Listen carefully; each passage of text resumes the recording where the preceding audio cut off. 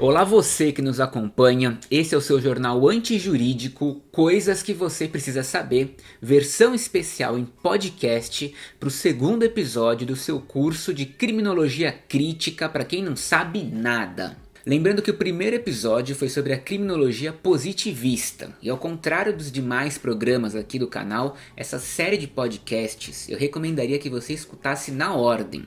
Se escutar fora de ordem não tem problema, você vai entender tudo e aprender um monte de coisa, mas se ouvir na ordem vai fazer ainda mais sentido.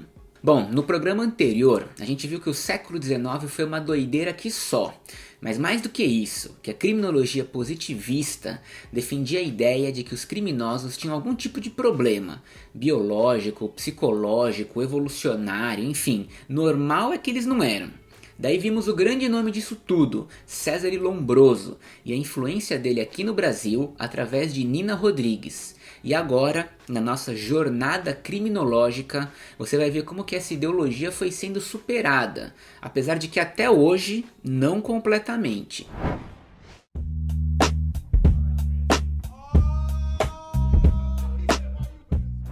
Agora, meus amigos, entre em cena no nosso podcast outro cara, também lá do século XIX, um tal de Émile Durkheim, que simplesmente criou a disciplina acadêmica da sociologia, alguém que sozinho renderia uma série de podcasts. Na criminologia, o Durkheim contribuiu na elaboração de teorias sociológicas, em especial a teoria estrutural funcionalista, que também criticava tudo aquilo que você viu no episódio anterior, ou seja, que o crime tinha origens biológicas ou patológicas e que os delinquentes eram parasitas antissociais. Durkheim e outros diversos autores dessa linha meteram o pé na porta da criminologia e disseram: minha gente, o crime não tem nada de doentio. Pelo contrário, o crime é um fenômeno completamente normal e inevitável de toda a sociedade. Em toda a sociedade, de qualquer canto do planeta, é possível encontrar o crime.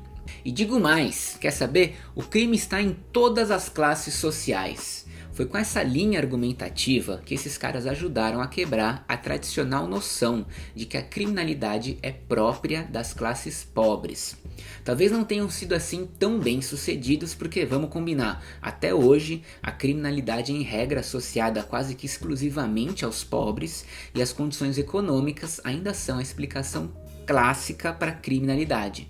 Bom, de qualquer forma, o que essa turma ajudou a trazer à tona é que existe uma criminalidade oculta, a par das estatísticas oficiais, uma criminalidade sobretudo econômica de pessoas da classe alta, ricas e poderosas, homens de negócio, de colarinho branco, tão criminosos como qualquer outro criminoso, mas com a diferença de que são escassamente perseguidos pelo sistema de justiça penal.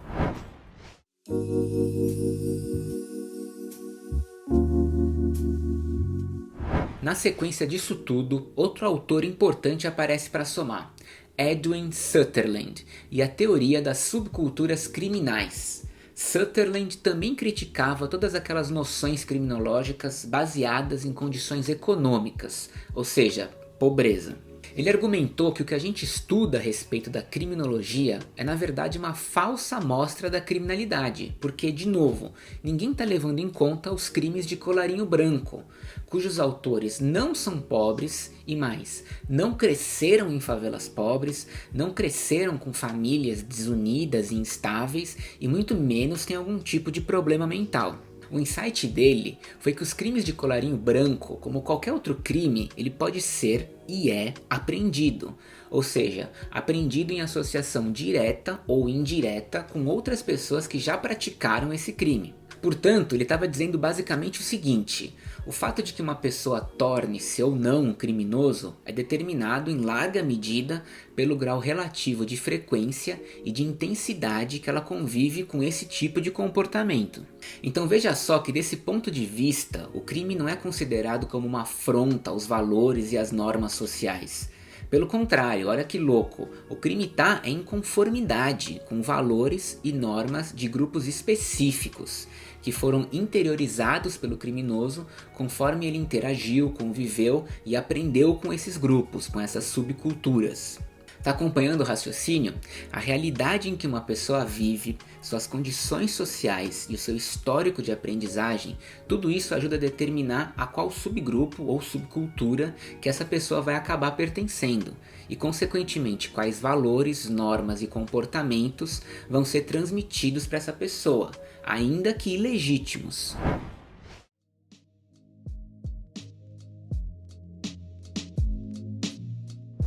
O que você precisa ter em mente é que no interior de uma sociedade existe um conjunto de valores e regras sociais comuns a todo mundo, mas também existem valores e regras específicas de grupos diversos e muitas vezes antagônicos. E o que acontece é que o direito penal não espelha somente regras e valores aceitos unanimemente pela sociedade. Muito pelo contrário, ele seleciona valores presentes somente em certos grupos. E daí você pode pensar em inúmeros exemplos, tipo a guerra às drogas e a criminalização da maconha. Será que fumar maconha é visto como um crime por todo mundo? Você pode ter certeza que muita gente que fuma maconha não pensa que está cometendo um crime e afrontando as instituições. A pessoa só quer simplesmente relaxar, curtir com os amigos, dormir, enfim. O uso da maconha representa um comportamento para ela e para o grupo que ela faz parte que é super de boa, mas que é visto como criminoso por outro grupo, que por serem mais poderosos influenciaram a legislação e o Código Penal para transformar esse comportamento em um crime. A gente também teve e tem, ao redor do mundo os homicídios por motivo de honra, ou seja, a pessoa que matou a esposa porque descobriu que ela estava traindo, ou matou o filho porque ele se assumiu gay e por aí vai.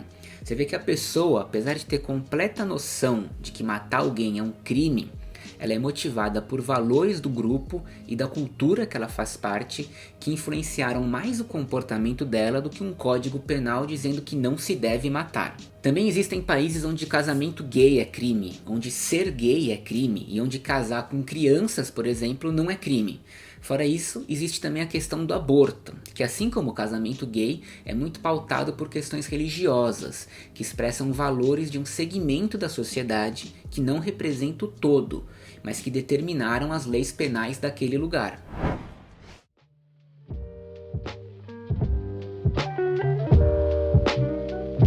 Agora as coisas começam a ficar ainda mais interessantes, quando Sykes e Matza, ambos sociólogos e criminólogos e com nomes muito difíceis de falar, apresentaram as chamadas técnicas de neutralização, que são os mecanismos que as pessoas usam para neutralizar os valores sociais dominantes.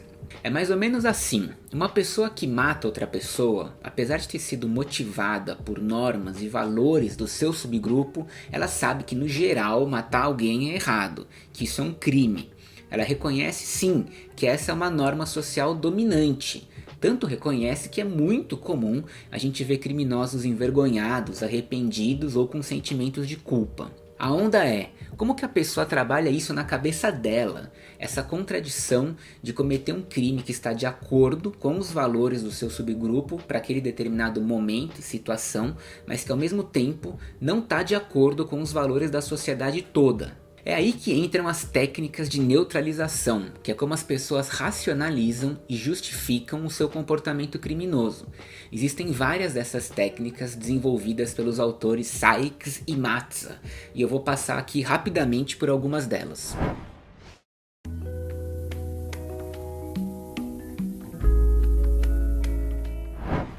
A primeira é a exclusão da própria responsabilidade, que é quando o delinquente não enxerga a si mesmo como um criminoso ativo, mas sim como alguém que foi arrastado pelas circunstâncias. Ele não entende que atacou frontalmente as normas. As coisas meio que foram acontecendo e ele não teve muita escolha. Outra técnica é a negação da ilicitude. O delinquente interpreta suas ações como sendo somente proibidas, mas não imorais ou danosas, e aí aplica uma série de redefinições para o crime que ele cometeu, do tipo que furtar é na verdade pegar emprestado, que sonegar impostos é legítima defesa, ou que uma briga é um conflito privado que não tem nada a ver com o Estado e por aí vai. A terceira técnica é a negação de vitimização. quando o delinquente entende que a vítima do seu crime é na verdade alguém que mereceu o tratamento sofrido. O que ele fez não foi uma injustiça, mas sim uma punição justa. Considere aí, por exemplo, a violência doméstica, os linchamentos de bandidos e os esquadrões da morte. E outra técnica é o apelo às instâncias superiores, ou seja, o criminoso conhece e aceita os valores da sociedade, mas ele sacrifica esses valores em favor dos deveres de fidelidade e de solidariedade com o seu subgrupo, que pode ser os seus irmãos, a sua gangue, o seu círculo de amigos, família ou um grupo criminoso, tipo o PCC, que inclusive entre eles se referem como família.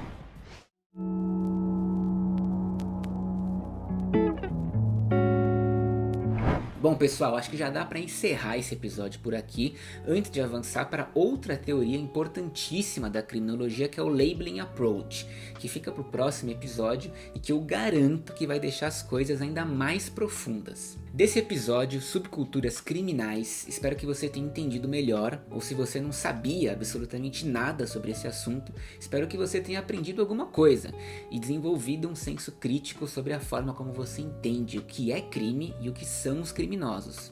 E que também você possa refletir na próxima vez que eventualmente cometer um crime, seja ele qual for, porque todo mundo comete, já cometeu ou cometerá algum crime de injúria, calúnia, difamação, ameaça, drogas, lesão corporal, receptação, apropriação, sonegação, furto, aborto, rixa, violação de domicílio, de correspondência, de direito autoral, danos, enfim. Qual foi ou qual será a sua técnica de neutralização?